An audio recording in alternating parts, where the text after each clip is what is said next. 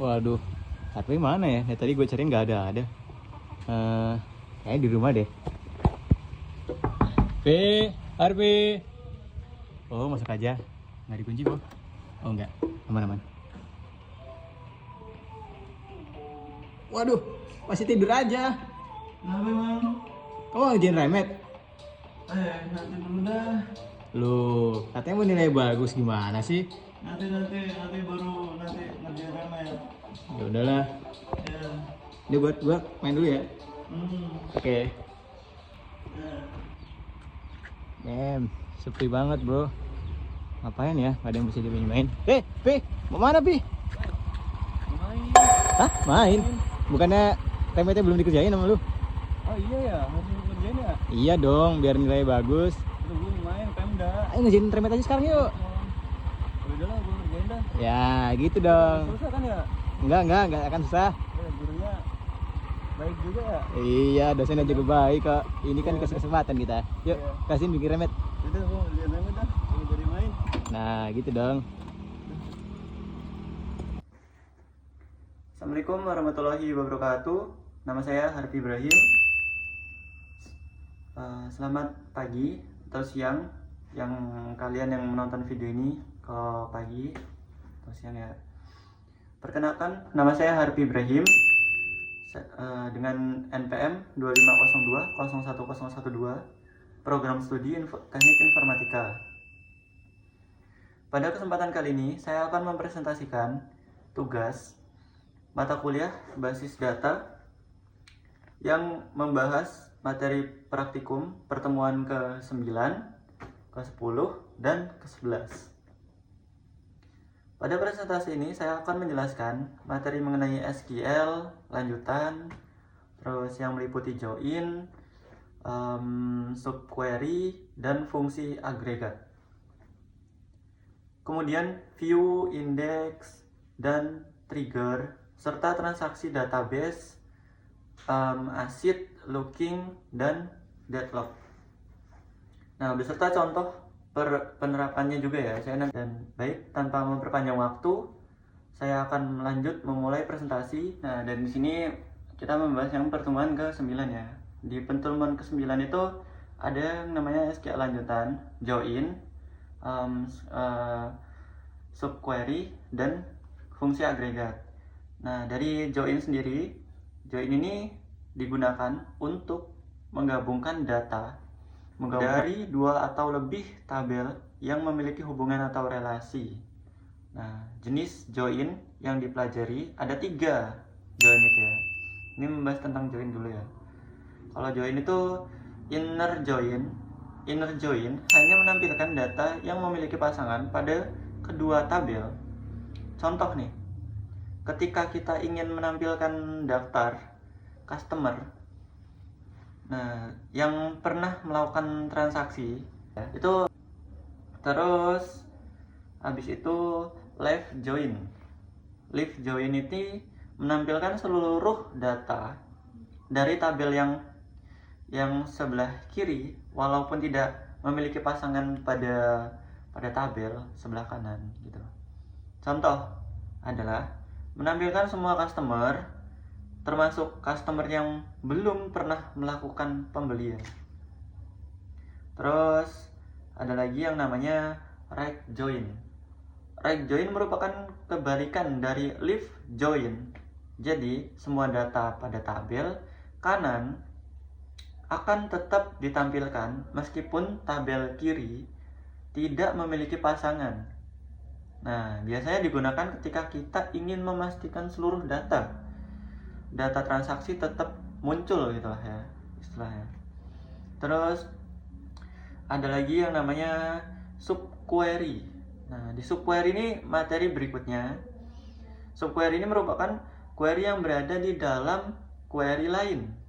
Contohnya adalah mencari customer dengan transaksi terbesar. Nah, ini nanti itu fungsi agregat. Fungsi agregat ini digunakan untuk mengelola banyak data. Nah, ini banyaknya data ya, menjadi satu nilai ringkasan. Jadi banyak data kita jadikan satu biar mempermudah efisiensi lah dalam melihat data itu ya. Beberapa fungsi agregat yang dipelajari yaitu con untuk menghitung jumlah data, itu con lah ini ya. Sum untuk menjumlahkan data, terus AFG untuk menghitung rata-rata, max untuk mencari nilai terbesar, terus min untuk mencari nilai terkecil.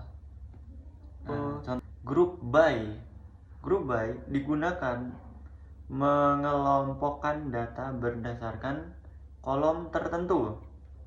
Misalnya, ingin mengetahui total belanja customer, dan having digunakan untuk memfilter hasil setelah memproses group by.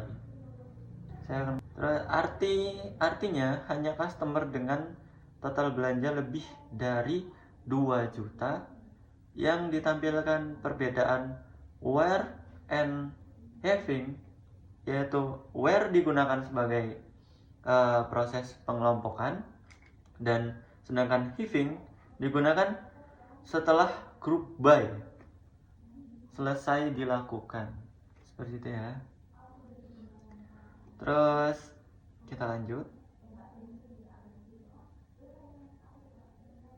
Kesimpulan semuanya pertemuan ke-9 itu, dari materi pertemuan 9 adalah SQL lanjutan sangat membantu dalam membuat laporan yang kompleks menggunakan join, subquery, fungsi, agregat, dan group by dan having. Dan ini adalah pertemuan ke-10. Di pertemuan ke-10 ini kita akan membahas 3 hal. 3 hal itu adalah view, index, dan trigger.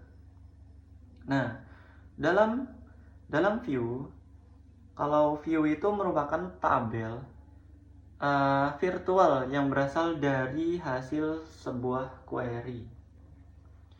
Tujuan view adalah menyederhanakan query yang panjang hingga lebih mudah digunakan kembali. Terus index. Kalau index itu materi, index itu berfungsi mempercepat proses pencarian data pada database. Analoginya sederhana, kayak seperti daftar isi pada sebuah buku gitu kan ya. Terus jika tidak menggunakan indeks, maka pencarian data akan lebih lambat, terutama ketika jumlah data sangat banyak. Itu kalau semisal nggak pakai indeks, kita susah lah ya. Ya bukan susah sih, kayak ribet aja gitu lah, lambat lah gitu ya. Terus ketiganya adalah trigger. Nah, trigger ini merupakan program otomatis yang dijalankan ketika terjadi insert, update, dan delete. Contoh adalah validasi agar quantity tidak boleh bernilai 0 atau negatif. Lanjut, kesimpulan pertemuan 10 adalah view digunakan untuk menyederhanakan query, sedangkan index digunakan untuk meningkatkan performa database, sedangkan trigger digunakan untuk melakukan validasi data secara otomatis. Jadi agar mempermudah lah ya, yang kalau triggernya itu ya. Dan itu saja kita pertemuan ke-10, dan nanti lanjut ke pertemuan ke-11. Nah, sekarang kita lanjut ke pertemuan yang ke-11 ya, transaksi. Nah, di pertemuan di 11 ini ada namanya transaksi, asset, looking, dan rollback. Nah, di transaksi ini transaksi adalah sekumpulan perintah SQL yang dianggap sebagai satu kesatuan. Ya, satu kesatuannya misal kayak gini. Jika semua berhasil, maka dilakukan commit. Dan jika ada yang gagal, maka dilakukan rollback. Contohnya adalah proses transfer uang dari satu rekening ke rekening lain. Nah, itu seperti itu ya. Terus kita masuk ke ACID. Nah, di ACID ini terdiri dari 4 prinsip. Nah, 4 prinsip. Yang pertama adalah atomicity. Atomicity itu semua proses harus berhasil seluruhnya atau gagal seluruhnya. Kalau semisalnya emang berhasil ya bakal berhasil. Tapi kalau semisal salah satu saja gagal, maka gagal semua. Nah, terus yang kedua itu adalah konsistensi. Konsistensi itu adalah database harus selalu berada dalam kondisi yang benar dan valid. Kayak gitu. Jadi harus benar, ya valid benar gitu. Seperti itu ya. Terus isolation. Isolation itu transaksi yang sedang berjalan tidak boleh saling mengganggu. Kalau misal ada salah satunya yang terganggu ya gagal. Terus keempat ini adalah durability. Durability itu adalah data yang sudah dikomit akan tetap tersimpan walaupun menjadi mati listrik atau sistem mengalami crash. Seperti itu ya. Terus kita lanjut lagi yang looking. Nah, di looking ini adalah mekanisme penguncian data. Kalau misal tujuan agar dua user tidak mengubah data yang sama pada waktu bersamaan. Nah, kalau misal bersamaan deadlock nanti ya. Terus jenis looking ada 2. Nah, 2 itu adalah share lock digunakan ketika hanya membaca data ya. Terus kedua, exclusive look digunakan ketika mengubah data gitu. Dengan adanya looking, maka data menjadi lebih aman. Jadi terjamin lah ya kalau semisal udah looking. Tapi nggak sepenuhnya sih ya. Terus yang keempat adalah deadlock. Deadlock ini perumpamaannya aja dulu ya. Perumpamaannya kalau semisal kalian kan anak-anak zaman sekarang itu pasti banyak yang main game ya. Semisal ada nih teman kalian memiliki akun yang sama di HP kalian, akun game kayak Mobile Legends kah atau apa. Jadi kamu login ke akun itu dan sebaliknya lagi teman kamu juga login pada waktu yang sama. Itu bakal salah satu dari kalian itu dia mental atau keluar dari game itu ya, dari ML-nya. Itu terjadi karena adanya deadlock, adanya sistem login yang bersamaan. Jadi sistemnya langsung kayak salah satunya harus keluar gitu. Nah, deadlock sendiri terjadi ya ketika dua transaksi saling menunggu kunci yang dimiliki transaksi lainnya gitu. Ini perumpamannya kalau misal kita kayak transfer atau TF gitulah. Terus habis itu akibat kedua transaksi tidak dapat berjalan. Solusi deadlock antara lain mengakses data dengan urutan yang sama. Terus membuat transaksi sesingkat mungkin. Ini singkat mungkin. Terus menggunakan looking secara bijak. Terus memanfaatkan mekanisme deteksi deadlock dan database. Seperti itu ya. Terus kesimpulan dari materi yang pertemuan ke-11 ini adalah materi transaksi sangat penting karena menjaga data tetap konsisten. Prinsip ACID mematikan transaksi berjalan dengan aman. Jadi ACID itu kayak menjaga transaksi kita itu agar aman di situ ya, kayak transaksinya. Terus looking mencegah konflik antar transaksi. Jadi kalau semisal kayak login bersamaan atau apa itu ya, bisa dicegah dengan adanya looking. Terus sedangkan deadlock merupakan kondisi saling menunggu yang harus dihindari agar sistem tetap berjalan dengan baik. Ya, terus sudah sampai sini saja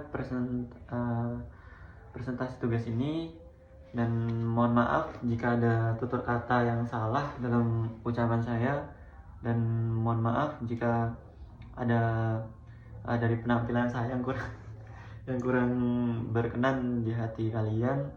Saya ucapkan mohon maaf sebesar-besarnya, dan saya akhiri. Wassalamualaikum warahmatullahi wabarakatuh.